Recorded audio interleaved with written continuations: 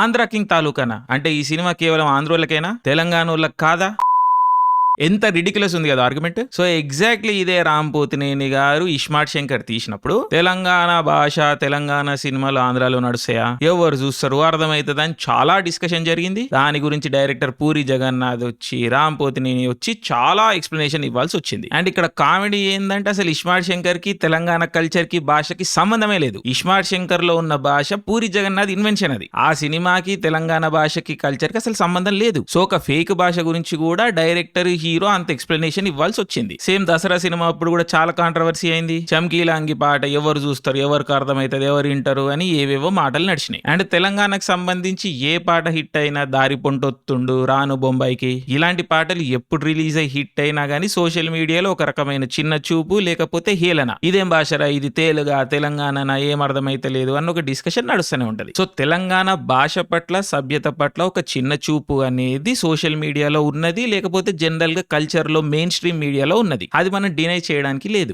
దీనికి counter ఎగ్జాంపులే Andhra king తాలూకా అనే cinema title. ఇప్పుడు ఆంధ్ర కింగ్ తాలూకా అనే సినిమా టైటిల్ రిలీజ్ అయ్యి కొన్ని నెలలు అవుతున్నది. రేపు సినిమా కూడా రిలీజ్ ఉన్నది. కానీ ఎక్కడనన్నా ఆంధ్ర కింగ్ తాలూకానా ఇది కేవలం ఆంధ్రాలో నడుస్తుందా? తెలంగాణ ప్రజలకు రెలవెన్స్ ఎక్కడిది? తెలంగాణ ప్రజలు హట్ అవుతారు, మనోభావాలు హట్ అవుతాయి, ఇలాంటి డిస్కషన్ మీకు ఎక్కడ వినిపించిందా? ఒక్క జాగలన్నా కనిపించిందా? సో దీన్ని బట్టి ఏం అర్థం చేసుకోవాలి మనము, ఇంకా తెలుగు లాంగ్వేజ్ లో డిఫాల్ట్ కల్చర్ అనేది ఒకటి ఉన్నది.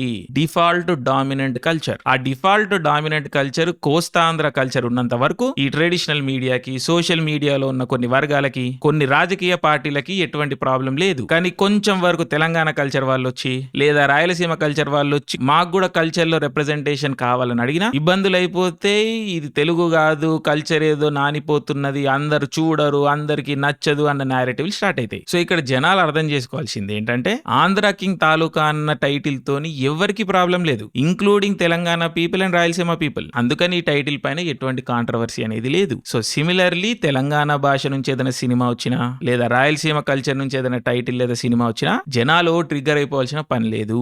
అన్ని ప్రాంతాల్లో మనుషులు ఉన్నారు, అన్ని ప్రాంతాల్లో కథలు ఉన్నాయి. సో ఎక్కడి కథలు ఆ భాషలోనే చెప్తారు. దీనిలో పెద్ద ట్రిగ్గర్ అయిపోయి అర్థం కాదు, వాళ్ళకి అర్థం కాదు, వీళ్ళకి అర్థం కాదు అన్న నేరేటివ్ క్రియేట్ చేయాల్సిన అవసరం లేదు. ఎందుకంటే తెలంగాణ రాష్ట్రం ఫామ్ 11 ఏళ్ళు గానికి వస్తున్నది, 2 ప్రభుత్వాలు మారినాయి. సో ఈ 11 ఏళ్లలో తెలంగాణకి ప్రజలు రావడం, బయట రాష్ట్రాల నుంచి ప్రజలు రావడం పెరిగింది. బయట రాష్ట్రాలకు సంబంధించిన వ్యక్తులు తెలంగాణలో వచ్చి జాబులు చేసుకుంటున్నారు, భూములు కొనుక్కుంటున్నారు, సెటిల్ అవుతున్నారు, వాళ్ళ ఊర్ల పేర్లతో ఇక్కడ రెస్టారెంట్లు పెట్టుకుంటున్నారు, అన్ని నడుస్తున్నాయి. ఏ పాయింట్ లో అన్న తెలంగాణ ప్రభుత్వం నుండి గానీ తెలంగాణ ప్రజల నుండి గానీ ఈ విషయం పట్ల ఏ రోజైనా వ్యతిరేకత అనేది వచ్చిందా? సో బై దిస్ పాయింట్ అందరికి అర్థమైపోవాలి, తెలంగాణ ప్రజల మనసులో ఎటువంటి ద్వేషం గాని కల్మషం కానీ లేవని. తెలంగాణ మూవ్మెంట్ అనేది ఆత్మగౌరవ పోరాటం, సెల్ఫ్ రిప్రజెంటేషన్, వనరులు, నిధులు, నియామకాలు. సో 2014 లో పొలిటికల్ డీకప్లింగ్ అన్నది జరిగింది, కానీ ఇంకా కల్చరల్ డీకప్లింగ్, ఇండస్ట్రియల్ డీకప్లింగ్ అనేది జరగట్లేదు, సోషల్ లెవెల్లో డీకప్లింగ్ అనేది జరగట్లేదు. అది క్రమేణా జరగాలి, జరుగుతుందని కూడా నాకు తెలుసు. సో మనుషుల మధ్యలో, ప్రాంతాల మధ్యలో విద్వేషాలు రేకెత్తిచ్చే ప్రయత్నం కొన్ని పొలిటికల్ పార్టీలు సోషల్ మీడియాలో చేస్తూ ఉంటాయి. అవి మనం పట్టించుకోవాల్సిన పని లేదు. అండ్ మున్ముందు తెలంగాణ నుంచి ఏదైనా పాట రిలీజ్ అయినా, సినిమా వచ్చిన,